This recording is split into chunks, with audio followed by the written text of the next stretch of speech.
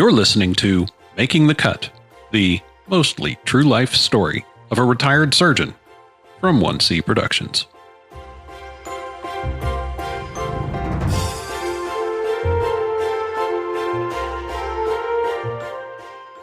Hi, I'm Rebecca Seitz, founder and president of 1C Productions. This episode contains explicit language and adult content. It is intended for mature audiences only.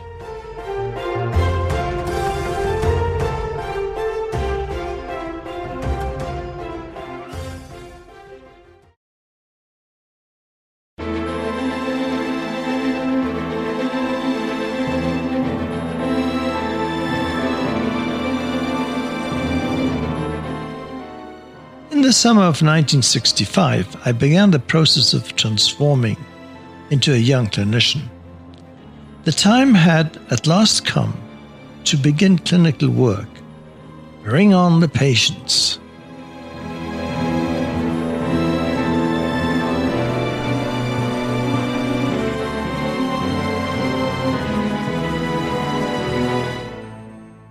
I felt privileged at becoming part of the faculty, even if just as a medical student. Each morning, instead of going on the summer holiday of a non-medical or first-year medical student, I now sat with old colleagues attending the introductory course to clinical medicine. We sat attentively in a Roman-style amphitheater, affirming our eagerness to learn. Professor Bernard Harries, the dean, explained that the introductory course was a smorgasbord of presentations covering every disease except the tropical ones. Heads of the different medical and surgical firms gave lectures intended to familiarize us with their disciplines and the available services. He emphasized that every patient in this hospital was ours to clerk and examine.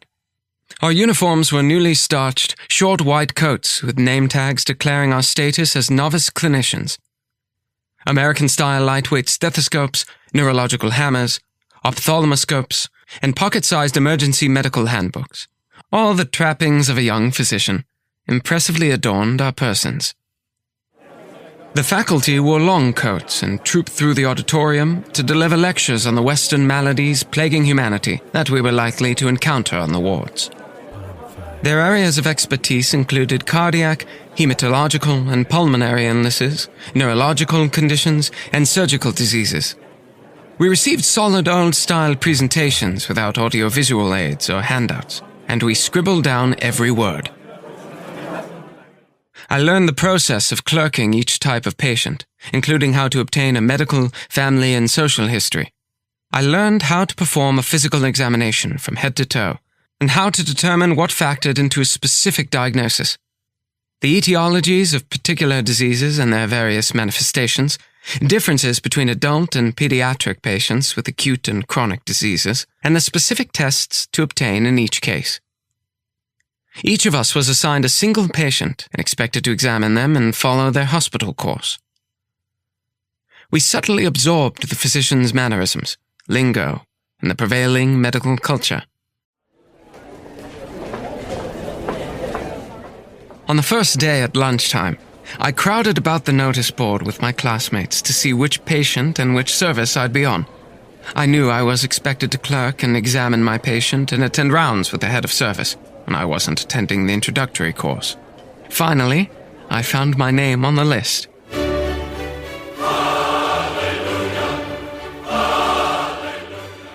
I was assigned to clerk Professor Max Rosenheim's patients and attend his rounds. Sir Max, the professor of medicine. Our Caesar who dwarfed the stature of the traditional leader. He towered over the other professors and department heads by virtue of his presidency of the Royal College of Physicians. From our lowly perch, we observed his meteoric rise through the chivalrous ranks of the most excellent order of the British Empire. First from Professor Rosenheim to Sir Max, next to Knight of the British Empire, KBE, and ultimately to the Right Honourable Professor, the Lord Rosenheim, KBE, FRCP, and a Fellow of the highly prestigious Royal Society. What incredible luck! I was to clerk one of his patients. What an honor. What a humbling task. What an auspicious beginning to my medical career. I determined to do an excellent job, to receive praise from both the patient and the notoriously critical ward sister, Sir Max's not-so-secret consort.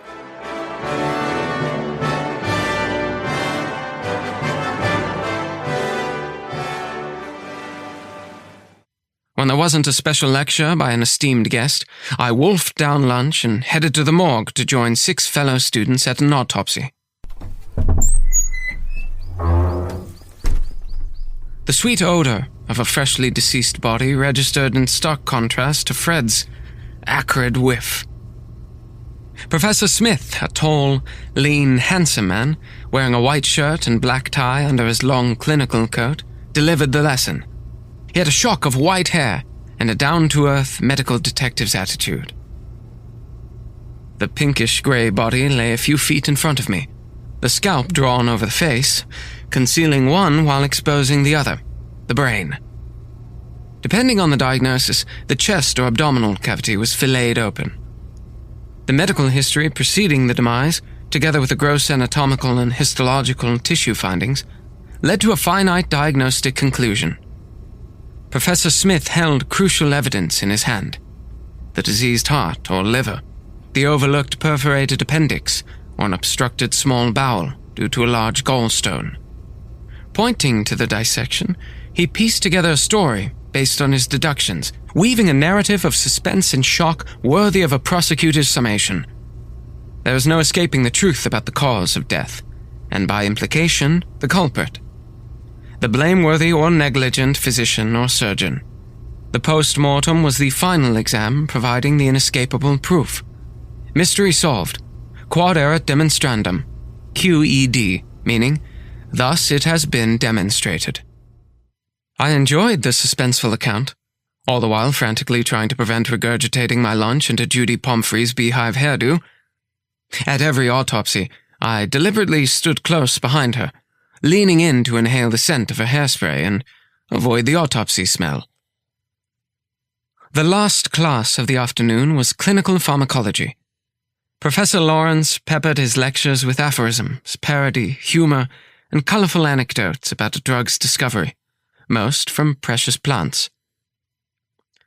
He shared patients' psychological attitudes toward taking medication, recommended dosages, and information about the placebo effect.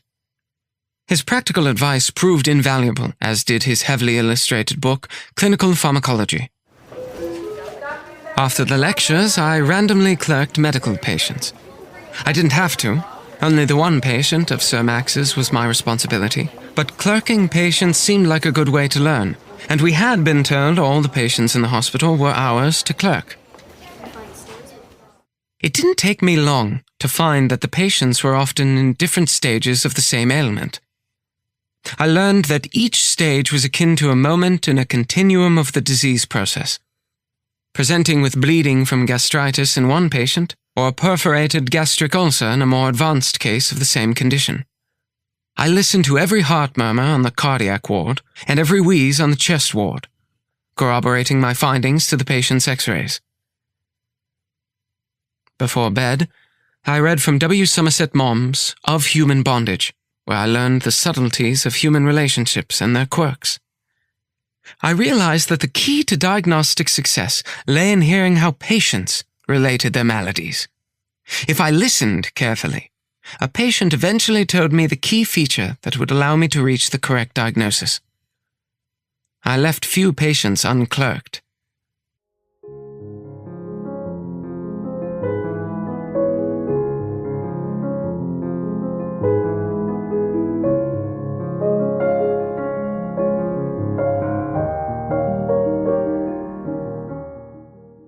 The long separation from Victoria during her 3-month holiday wore me down. Her choice to spend the summer sailing and enjoying Saturday night parties instead of being by my side felt eerily reminiscent of Mother's abandonment. I daydreamed we were together at the Saturday night hop, twisting and shouting to the Beatles and the Rolling Stones. Whenever I could, I visited her in the Isle of Wight, something I couldn't do with Mother. Also, unlike Mother, Victoria wrote, "Darling, you have been so wonderful to me while you were here, my darling. You always are, but especially this time, my sweet. I do love you so extremely much. I want to be with you forever and absolutely ever, my own darling. I love you so much. The neighbours have asked me to supper. Very nice of them, but what a bore. I love you, are we, a lot. How is your Lord Peter? No news from my Lady Jane yet. Please don't worry, though. I'm trying not to. I tend to be late. I hope Mummy is more calmed down than when she left and that the psychiatrist has an appointment with her soon. My love, I don't want to stop writing as it makes me feel as if I'm almost talking to you, darling. My very own darling. I love you. All my love, my darling. Vicky. P.S. Bahibak. I immediately wrote her back. My dearest Victoria, my Habibi, I miss you so much. So very much that when I think of you, I go almost crazy. I lose my mind, my focus, myself. Life is hard without you. What is the point of living? Just to take care of others when I can't take care of you? Sometimes I banish you from my thoughts because I am so lovesick and I have to study. The imprint of your lips on the back of the last envelope drove me wild. I dream of the moment we have sufficient time to explore our lips, for I love kissing you. And if mine met yours, and I kissed your lips, your tongue, your mouth, I'd be in ecstasy and would forsake Lady Jane, who always grabs my attention first. And then I'd want to kiss you 1,000,000 times more, for you are the only one. You only belong to me. You give my life meaning. Hurry back to London, for I want you. I'm going to eat you up and plant 1,000 kisses on every part of your body. My love for you is so huge, and you so precious to me, that it frightens me, for I fear losing you. I miss you terribly, and want you. In fact, I need you. Marwan. She still loved me, even in her absence, a new experience and one I tucked away as I made myself focus on the practical application of medicine.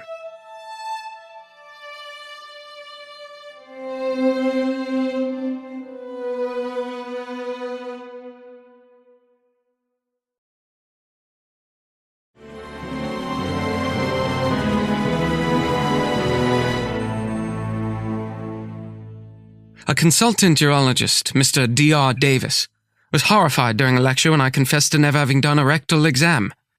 He instructed me to attend his urology clinic next morning. I walked into a large examining room to a sea of elderly male bottoms sticking up in the air as the patients knelt on examining stools set in rows, trousers about their knees, awaiting DRD's finger. His staff nurse took me aside. Walking among them, she selected a candidate and proceeded to show me how to perform a painless exam. She had me practice all morning, until I completed almost 60 rectal exams by noontime.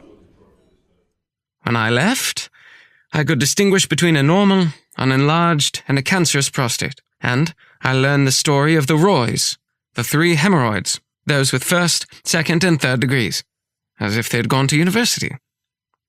My right index finger ached. Despite wearing a glove, it had a fecal reek no matter how many times I washed my hands. I also learned from the nurse that trumpet players tended to get hemorrhoids, since there were no valves in the veins between the liver and the rectum, and constantly blowing pushed the blood into the hemorrhoidal veins. Fascinating stuff. I learned how to draw blood. We were given newly introduced American disposable needles and plastic syringes. I took these, along with sponges and a tourniquet, and approached my fellow student, Jonathan. He agreed for me to try the venipuncture on him if I let him stick me afterward. When I applied the tourniquet, his veins popped up. Swabbing the area clean with alcohol, I approached him with trepidation, eager not to hurt him. I hit a vein and struck blood. Blood drawing seemed like a piece of cake, I thought, feeling cocky. What else had I expected as an aspiring surgeon other than total success? In the midst of all this learning and trying, I attempted to examine my assigned medical patient. The first time I made my way to the ward, Sister, the head nurse and Sir Max's consort, stood in the patient's doorway, blocking my entry. We are much too busy. Come back later. Sister waved a dismissive hand to emphasize the finality of her point. In the few moments of our confrontation, I noticed that she wore the distinguished dark blue uniform with a white pinafore that distinguished her rank. Her black belt with a broad buckle had a crest of our hospital, and her wonderfully quaint, starched white cap uniquely identified her as a graduate of University College Hospital School of Nursing. The uniform also announced her seniority and authority. We knew of her status as the Queen Bee of Sir Max's medical ward. Her word was absolute, fortified by the tacit knowledge of her position as the lifelong companion of the Professor-in-Chief of Medicine. Her dismissiveness humiliated me. To clerk my patient and get a good grade, I had to win her over. With my newfound skill of drawing blood, what better way than to offer my services to Sister? I would dazzle her with my adroit ability. Perhaps it could even result in my being chosen as one of the 6 students assigned to Sir Max's firm at the end of the introductory course. One bright summer morning, wearing a freshly laundered white coat, I strode smartly onto the medical ward to offer my services in blood drawing. Sister's measured look conveyed an attitude of, "You'll do." Her charge nurse, whose diminutive rank dictated she wear a pale blue uniform and a red belt, directed me to the utility room. To my delight, I found boxes upon boxes of the new disposable needles and syringes recently introduced to the National Health Service. Perhaps I could avoid the glass syringes and the dull points of large-bore recyclable needles. I picked a mid-sized needle in its shining, sterile wrapping. I reached out another hand to select a 20cc plastic syringe. What are you thinking? No. This will never do. Each needle costs 3 pence and the syringes at least a shilling. This is much too expensive for a medical student to use. Why we have to accept these fandangle American ideas when we've used glass syringes for years, I have no idea. I oppose such extravagance. She handed me a wrapped 50cc glass syringe and pointed to a sterile tray of old-fashioned needles that looked more like harpoons. I selected one while she gave me a red rubber catheter to use as tourniquet. Sister then pointed to an elderly patient at the end of the middle row of beds. Go to her. She has easy veins. When I reached the bed, 2 student nurses, under the instructions of a charge nurse, had just finished making the traditional tuck technique used for flat sheets at the corners of a bed. They beamed with pride at their accomplishment. The patient, who smiled feebly at my appearance, sat propped up, encased in pristine, starched white sheets. "Hello, I'm Dr. McGeed, a medical student. Sister asked me to draw some blood from you, is that all right?" She nodded. The nursing instructor and the 2 student nurses stepped aside sufficiently for me to survey her arms. They were skinny with pale, soft skin, akin to see-through silk. I saw they bruised easily. I placed the tourniquet around her right upper arm, resting across the gleaming sheets. To my utter glee, a gigantic vein popped up in her antecubital fossa. It bulged. Even though I was reaching over her from the wrong side of the bed, the harpoon popped in effortlessly and immediately rewarded me by filling the syringe. My success mesmerized me as I watched in awe. Red blood displaced the plunger, filling the large syringe rapidly. Her bright blood, flowing with vitality, looked pretty on the lily-white background. Suddenly, I realized that the plunger had passed the 50cc mark and was continuing. I hastily remembered the next step. Undo the tourniquet and promptly withdraw the needle. I was too late. While I reached my sponge to place on the venotomy site, the plunger plopped out onto the bed. To my horror, a tsunami of red cascaded from the draining barrel, spreading in every direction over the sheets. Red on white, like a gigantic horrific abstract painting.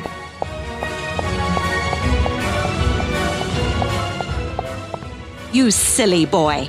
Get out.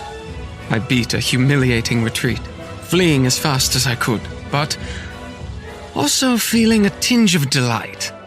Serves you right, you old bitch, for not letting me use the latest technology. I suspected that Sir Max would hear about the situation that evening.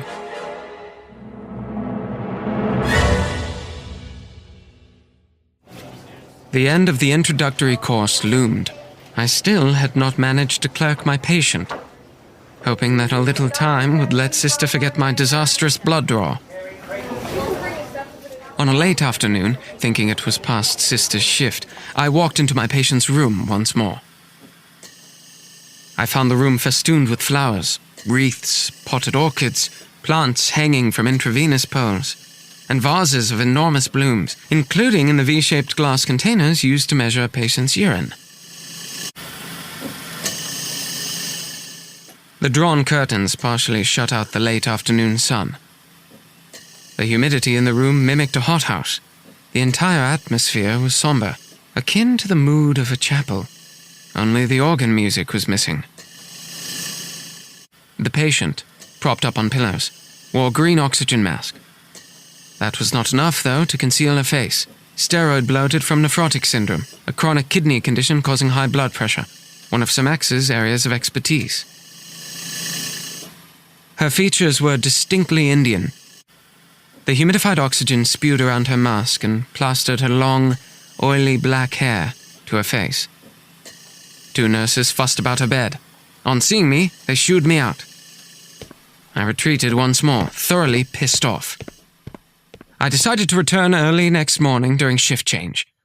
I would outmaneuver them to clerk my patient before my time ran out. By 7 o'clock the next day, our last of the introductory course, I made my way up the flight of stairs to the medical ward. Students were not allowed to use the lift. I marched down the ward, past the length of 15 beds running the gauntlet of nurses gathered about Sister's desk getting their morning reports, relieved that she was nowhere in evidence. I strode into the only private room lodging my patient with a sense of purpose. Oh. What do you want? I want to clerk my patient. In her hand, Sister held a bouquet of a dozen long-stemmed red roses in their original cellophane. You're too late. She died. More flowers? What on earth do we do with these? She shoved the roses into my hands. Here, you dispose of these. I took the stems and left.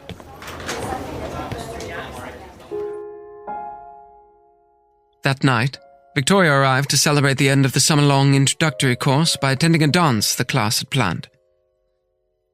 She glowed in a long red dress. I presented her with a dozen red roses.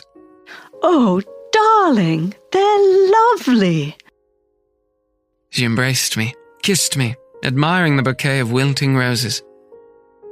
They are gorgeous. Long-stemmed, too. You shouldn't have. They must have cost you a fortune. Oh, I didn't buy them. I got the roses from a patient who died. She stared at me in disbelief. A dead patient? How could you give me a dead patient's flowers? I don't want them.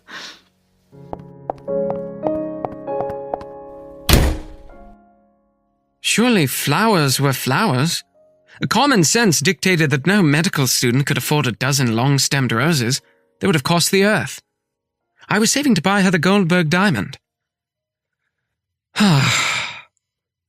Women are confounding creatures. The introductory course to clinical medicine opened the door to my lifelong paradise.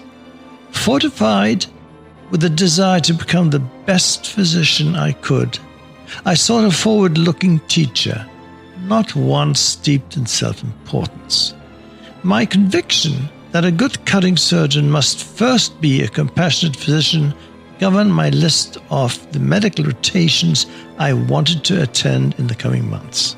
After that, I'd be ready to do surgical rotations, the dream that had brought me to London.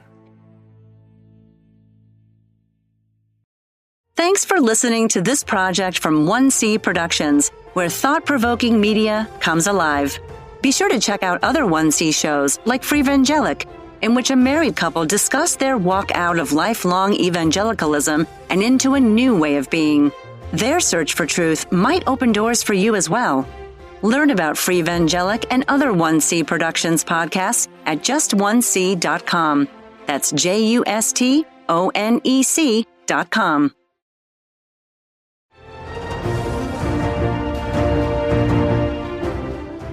You've been listening to Making the Cut from 1C Productions.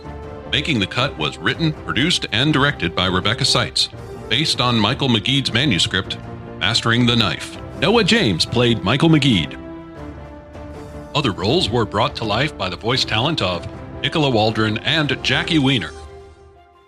Audio engineering provided by Zisher LLC. Making the Cut theme music by Kyle J. Baker. Learn more at makingthecutpodcast.com.